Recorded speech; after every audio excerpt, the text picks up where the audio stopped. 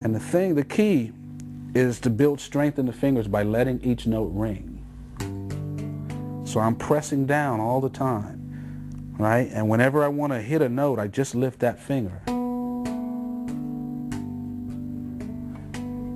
Okay, now it's starting to sound more like a piano rather than most of the time when we tap, we just do that. Okay, let them ring. Then just go down the scale.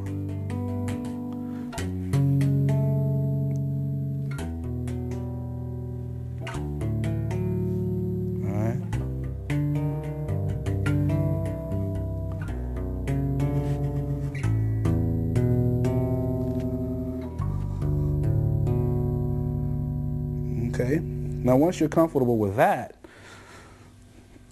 you just make it more musical. Just have fun with it.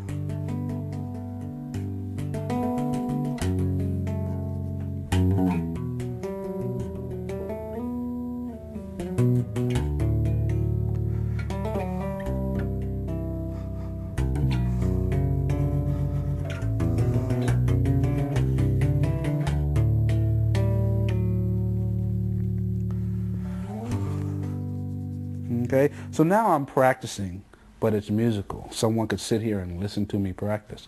So I'd practice in front of this dinner audience for hours. You know, it was fun. Show you an even easier way to do this. Is you're going to play the same upper chord, these 3 notes, for every 2 notes. So then when this goes down a half step, this doesn't move. So, all right, so you go.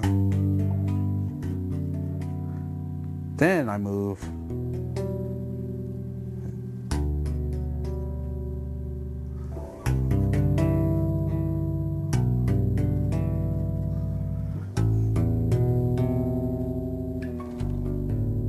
Okay, so now you have a couple ways of doing it.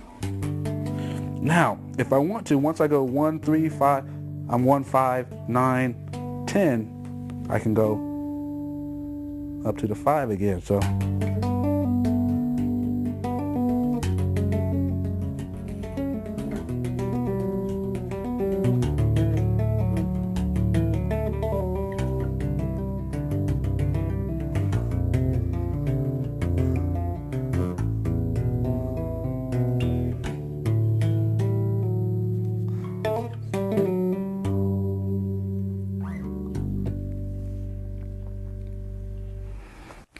Creativity is valuable for creating your own voice, for one. And creativity and inspiration are very, very similar. Fine line that separates the definition of both in my mind. But a lot of people ask me where I get ideas from. And a lot of times I don't really have answers. But it comes with just having an open mind. And a lot of it, I think also, this is a guess, comes from not being afraid to go there. Because I don't think I'm any more creative than anyone else, but I will go there to that point. I'll take those chances where others will play it safe. And I'm not the type to play it safe most of the time. So a lot of the times, what may seem creative to me is where, let's say tapping, okay? I'm gonna play,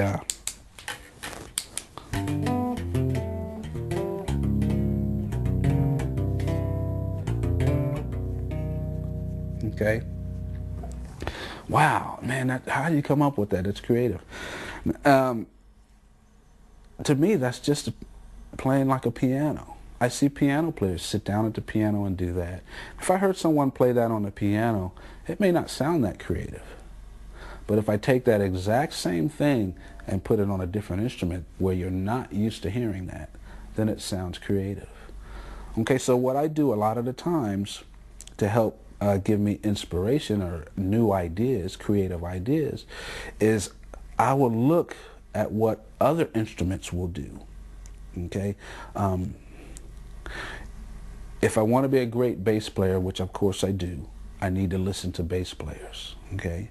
If I want to be a great musician, I need to listen to all of music. If I want to transcend all of that, I need to even get experience, influence, and find creativity outside of music. Okay, so taking, we'll stick with music, taking piano techniques and just putting them on the guitar or on the bass. Well, I don't know how to do that. Okay, give your bass to a piano player and have them lay it in their lap and play it like a piano. Immediately they'll come out with music, and it's going to sound different than any guitar player or any bass player that you've ever heard. Then maybe you have a tape recorder and you learn what they did. All right, maybe you take a saxophone player and do the same thing. Have them hold have them hold the bass, with the headstock up by their mouth, and finger some of their saxophone patterns. Because think about this. Look at this. What is this? This is a saxophone player. If I take this and lay it on its side, what do we got? We got Stanley Jordan. Okay? So now we can not only take saxophone lines like Donna Lee, we can now take saxophone technique and immediately apply it to the bass. Okay? Drum rudiments, obvious. Okay, I don't even have to talk much about that. But you can take paradiddles, ratomacules, all these different drum rhythms, and start applying them to the bass. Okay, you can do them between the two hands, or you can do them between one hand. Okay, I'll explain that real quick. A paradiddle is right, left, right, left, left. Right?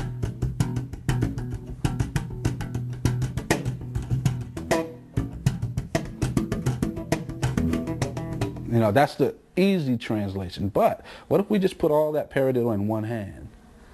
Okay, between thumbing and plucking. So thumb, pluck, thumb, pluck, pluck. Da, da, da, da, da, da, da. Right?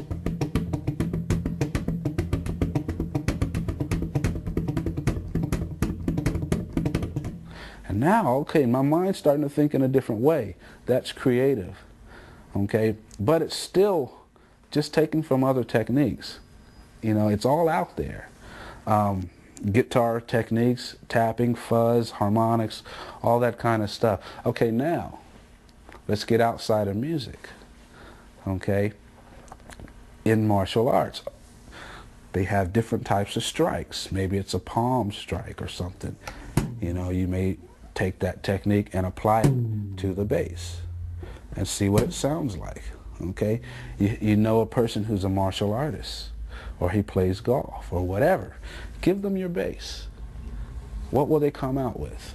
Okay, if I give my bass to a bass player, and this is no knock on any bass players because there are great ones out there, but I know 99%, I'm pretty much know what's going to come out.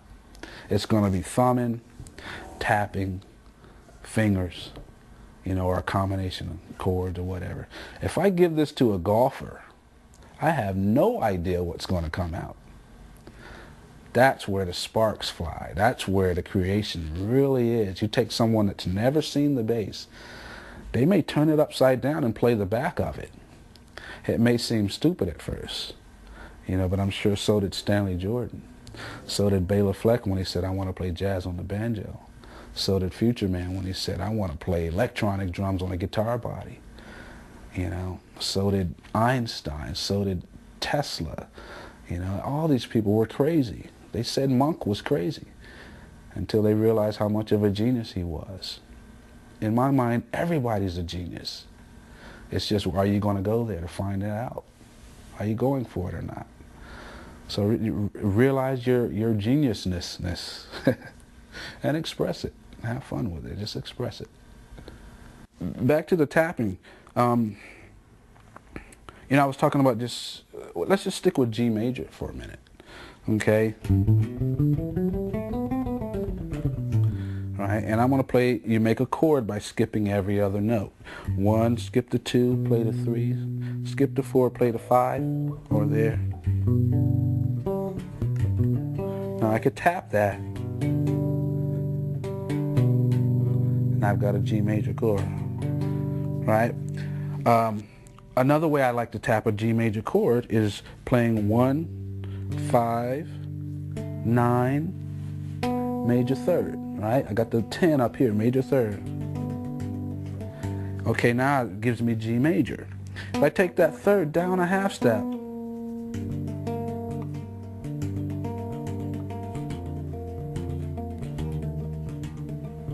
all of a sudden it's a totally different sound just by moving one finger. From here, major, minor, okay? So when I'm going down the scale, I'm just really going between major and minor. Here's G major, F sharp minor, E minor, D major, C major, B minor, A minor, G major. Right?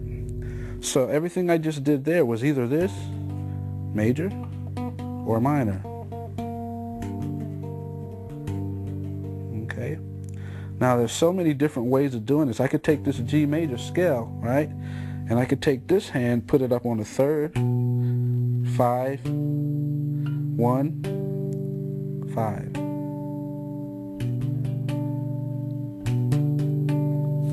All right?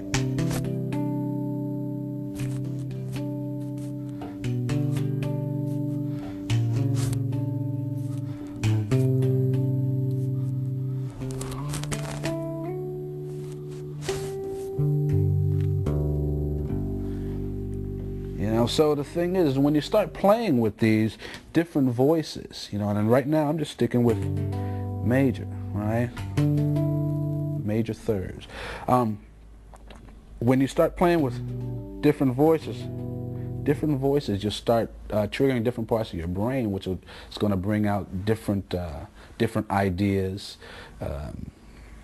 different parts of your creativeness, And so my point being here is that if I give you something to say, and if I just say, here's G major, don't just stay there, There's so many so many different ways that we could do this, but I'm only showing you a couple. Use your own brains and start figuring out, other ways of doing it. And so hopefully that helps. Going down the G major scale, I was just playing major and minor chords, It's another way to do it. Change the rhythm. Flam on top, a drum flam.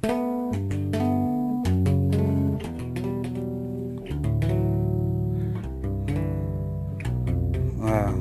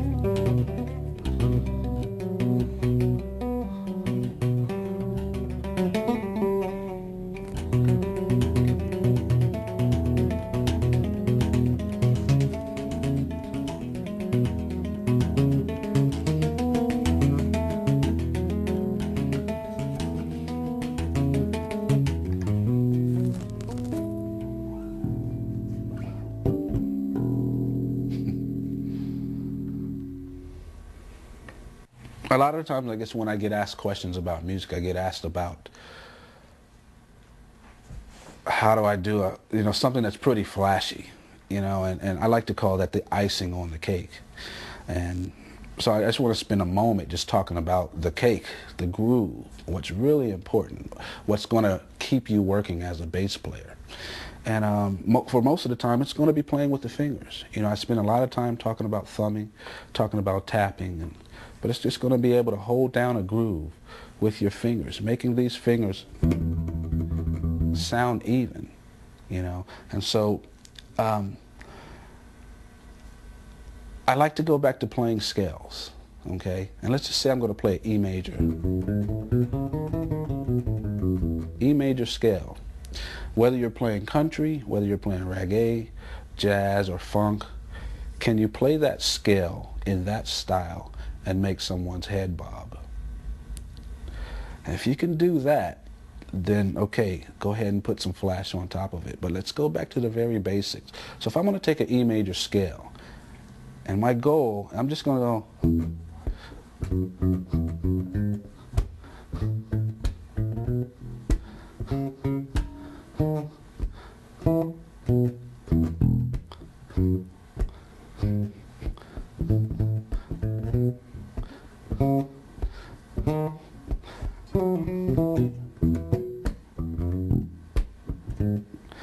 And just try to make that scale groove. Okay, I don't have to worry, I'm not worrying about chord changes or anything. This is just a scale. Make it groove.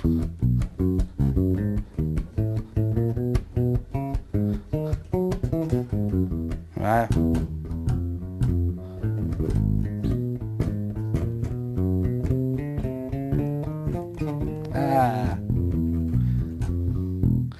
Jazz, whatever.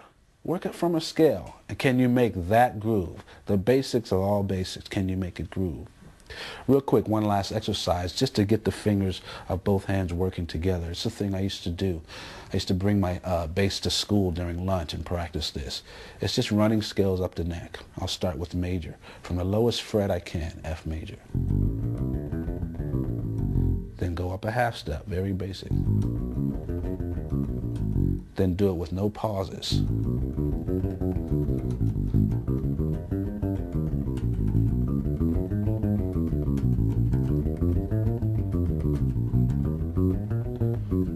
Major, minor, major, minor. I'd go all the way up as high as I could, then I'd go to the A string and start working my way down. And work my way all the way down. By the time I got back down here, it was a good exercise. Very, very simple, but a good exercise. And a lot of the times, I think you're going to learn your most from the simple things. When we want to get into bass playing or anything, we want to jump to the complicated stuff, when really we should start from the ground up. They call this a bass for a good reason.